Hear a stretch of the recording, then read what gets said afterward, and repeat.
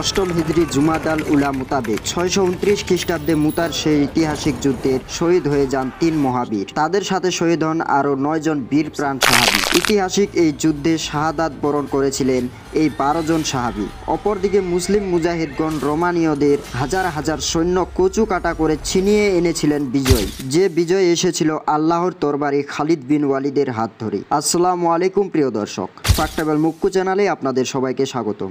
আজকের ভিডিওতে আমরা জানবো মুতার যুদ্ধের সম্পর্কে। তো চলুন শুরু করা যাক আজকের ভিডিও। আরবের মরুভূমি কল থেকে মুতার রণক্ষেত্রের উদ্দেশ্যে বেরিয়েছেন 3 প্রকৃত বীর। 3000 সাহাবীর সমন্বয়ে গঠিত ছোট একটি সৈন্যদল নিয়ে তারা ছুটেছেন মদিনা থেকে উত্তরে সিরিয়ার দিকে। লক্ষ্য তাদের রোমান সাম্রাজ্যের বিশাল বাহিনীর মোকাবেলা করা। যে বাহিনী প্রকৃত অর্থ বিশাল, তাতে রয়েছে প্রায় 2 লক্ষ সৈন্য।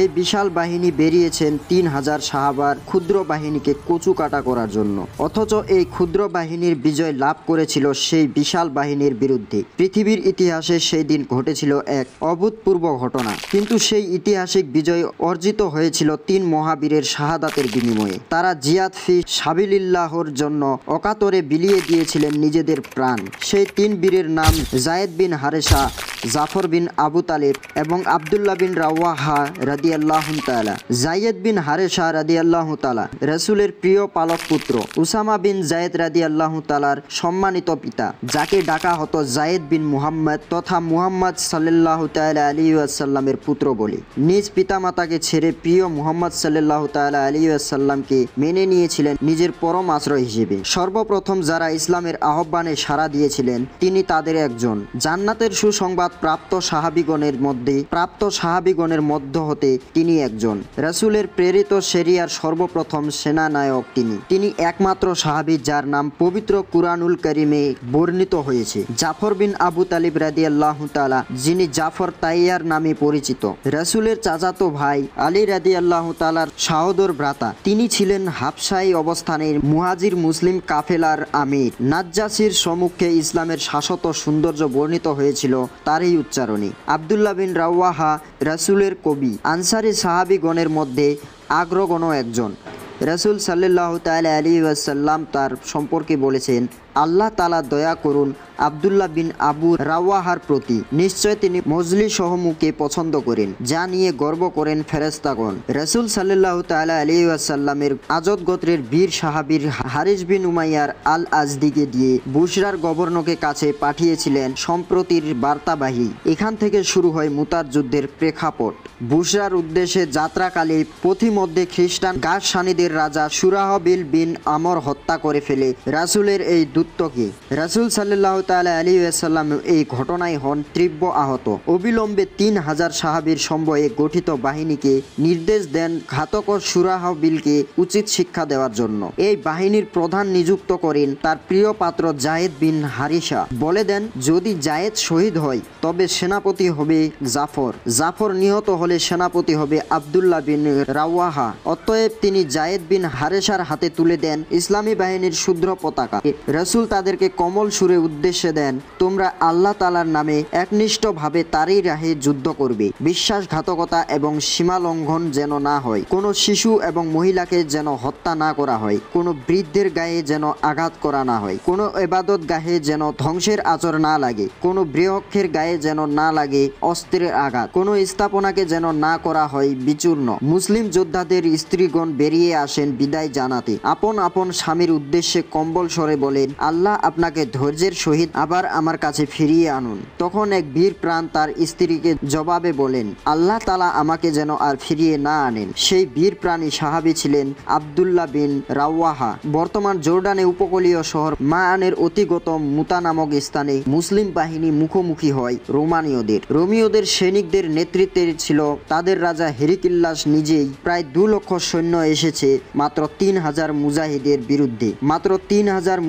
বিরুদ্ধে লড়াই করার জন্য। বিশাল এই বাহিনী মুসলমানরা বসে যান পরামর্শে, যুদ্ধ করবেন নাকি ফিরে যাবেন এই নিয়ে আলোচনা। বীর প্রাণ আবদুল্লাহ বিন আবু রাওয়াহা দৃঢ় চিত্তে বলেন, জিহাদ চালিয়ে যাওয়ার কথা। অবশিষ্ট সাহাবায়ে কেরাম রক্তে উন্মত্ত হয়ে উঠে জিহাদের তরঙ্গমালা। অবশেষে তারা ধরাশয়ী করেন রোমীয়দের সেই বিশাল বাহিনী। বেজে ওঠে যুদ্ধের দামাম চারদিকে। এরকম আরো জানা অজানা তথ্য পেতে আমাদের চ্যানেলটি সাবস্ক্রাইব করে পাশে থাকা বেল আইকনটি ক্লিক করে দিন। রণক্ষেত্রে বিক্ষিপ্ত ধূলিকণা জানা দিতে থাকে তীব্র উত্তেজনা। কান পতলে শোনা যায় অস্ত্রের ঝনঝনানি। তার বুক ছিঁড়ে ভেসে মুসলিম জিহাদগণের আল্লাহু আকবার ধ্বনি, অথবা তাদের দরাজ কণ্ঠে তেজোদ্দীপক কোনো পঙ্ক্তিটি যা তাদেরকে করে তোলে উজ্জীবিত। সেনাপতি জায়েদ বিন হারিসা ছিলেন এই যুদ্ধের প্রথম শহীদ। তার শাহাদাতের পর ইসলামী বাহিনীর পতাকা হাতে তুলে নেন আরেক সেনাপতি জাফর তাইয়ার। পবিত্র পতাকা গায়ে তিনি লাগাতে দেননি ধুলির আঁচড়। অতঃপর হিংস্র সিংহের মতো তিনি কচু কাটা করে থাকেন রোমীয় সৈন্যদের। তারা কেটে ফেলে জাফর তাইয়ারের ডান হাত, তিনি বাম হাত আকারে ধরেন। অতঃপর বাম হাত কেটে ফেলে তারা। তিনি দুই বাহু দিয়ে ধরে রাখেন পতাকা। পবিত্র পতাকাকে তিনি হতে দেননি ভুক্তিত।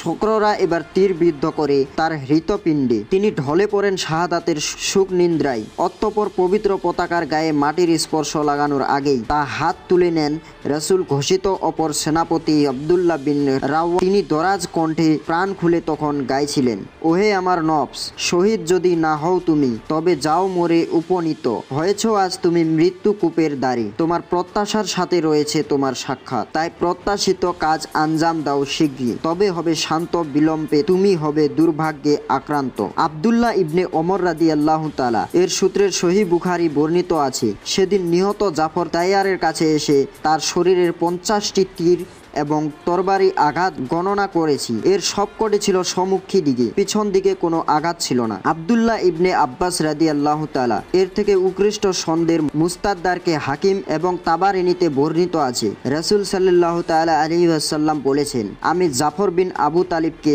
জান্নাতের ফেরেশতাদের সাথে দেখেছি। তার পা দুটো রক্তে রঞ্জিত আর সে জান্নাতে উড়ে বেড়াচ্ছে। জাফর তাইয়ারের মৃত্যুর পর বীর দর্পের যুদ্ধ করে জান্নাতের সঙ্গী হয়ে যান আব্দুল্লাহ বিন রাওয়াহা। আব্দুল বিন রাওয়াহা মৃত্যুর পর পতাকা হাতে তুলে নেন প্রসিদ্ধ সাহাবী বদরের যোদ্ধা সাবিত বিন আকরাম। তিনি বলেন, ওহে মুসলিম যোদ্ধাগণ, ভালো হয় আপনারা একজন সেনাপতি ঠিক করে নিন। সাহাবায়ে কেরাম বলেন, আপনার হাতেই থাকুক পতাকা। তিনি বলেন, আমি এই কাজের নয় যোগ্য। অতঃপর তিনি এগিয়ে যান বিস্ময় বীর খালিদ বিন ওয়ালিদ রাদিয়াল্লাহু তাআলার কাছে। তার হাতে তুলে দেন ইসলামী বাহিনীর পতাকা। তাকে বলেন, যুদ্ধের ব্যাপারে আমার চেয়ে অভিজ্ঞত আপনি। খালিদ রাদিয়াল্লাহু তাআলার ইসলাম গ্রহণের বয়স তখন মাত্র 3 মাস। তিনি বিনস্তরে বলেন, আমার চেয়ে অধিক উপযুক্ত আপনি বদরের একজন গর্বিত মুজাহিদ। সাবিত রাদিয়াল্লাহু তাআলা তখন মুসলিম মুজাহিদগণকে একত্রিত করে খালিদ বিন ওয়ালিদ রাদিয়াল্লাহু তাআলা হাতে তুলে দেন। পতাকা হাতে তুলে নিয়ে খালিদ বিন ওয়ালিদ রাদিয়াল্লাহু তাআলা ঝাঁপিয়ে পড়েন রঙ্গানয়। এমন যুদ্ধ করেন যাতে হয়ে বিগত 20 বছরের কাফফারা। আল্লাহর রাস্তা এটি ছিল তার প্রথম যুদ্ধ, তাই আল্লাহর জন্য তিনি প্রদর্শন করেছিলেন একনিষ্ঠ সাহসিকতা এবং বীরত্বর মহড়া। সেদিনকার মতোই লড়াই তিনি কখনো করেননি আগে। সহিহ বুখারী বর্ণিত আছে, খালিদ রাদিয়াল্লাহু তাআলা বলেছেন, মুতার যুদ্ধের দিন আমার হাতে 9টি তলোয়ার ভেঙেছে। অতঃপর আমার হাতে কেবল একটি ইয়ামি খঞ্জর অবশিষ্ট ছিল।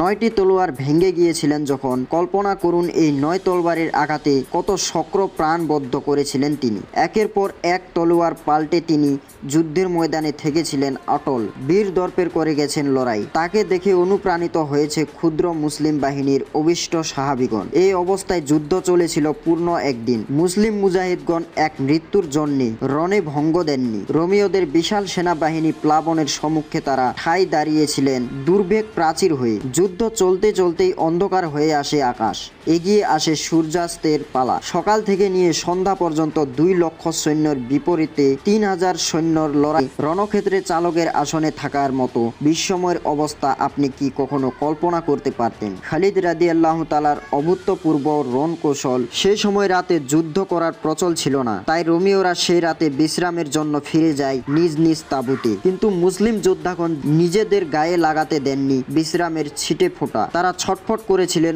অস্থিরতায়। খালিদ বিন ওয়ালিদ তার বাহিনী নিয়ে নিরাপদ অবস্থানে যাওয়ার জন্য পরিকল্পনা করতে থাকেন। তার উদ্দেশ্য ছিল সেই নিরাপদ অবস্থানে মুসলমানদের জন্য অনেক সাহায্য এসেছে। এমনটি শক্রদের মনে ঢুকিয়ে দেওয়া ফলে রোমিওদের অন্তরে সৃষ্টি হবে ক্রাশ, কারণ গতকাল 3000 সৈন্যর সাথে যুদ্ধ করেন তারা জেনে গেছে মুসলিম মুজাহিদগণের ক্ষমতা। এখন তাদের সাহায্য এলে রোমিওদের কি পরিণত হবে এই ভেবে তারা হয়ে পড়বে কুণ্ঠিত। এই পরিকল্পনা বাস্তবায়নের জন্য তিনি কয়েকটি কৌশল গ্রহণ করেন। সারা রাত ধরে তিনি মুসলিম বাহিনীর ঘোড়াগুলো দিয়ে যুদ্ধক্ষেত্রে ঘন ধুলোবালি উড়াতে থাকেন, যাতে করে রোমানীয় বুঝাতে পারে মুসলমানদের জন্য বিরাট কোনো সাহায্য এসেছে। তিনি সেনাবাহিনীর বিনাশ পাল্টে ফেলেন। মাইমানা তথা ডান ভাগকে বানিয়ে ফেললেন মাইসারা তথা বাম ভাগ, মাইসারাকে বানিয়ে ফেলেন মাইমানা। এমন ভাবে অগ্রহ ভাগকে নিয়ে যান পিছনে আর পিছন ভাগকে নিয়ে আসেন অগ্রে। সকালে উঠে মুসলিম বাহিনীর এই পরিবর্তিত অবস্থান প্রত্যক্ষ করে রোমিওরা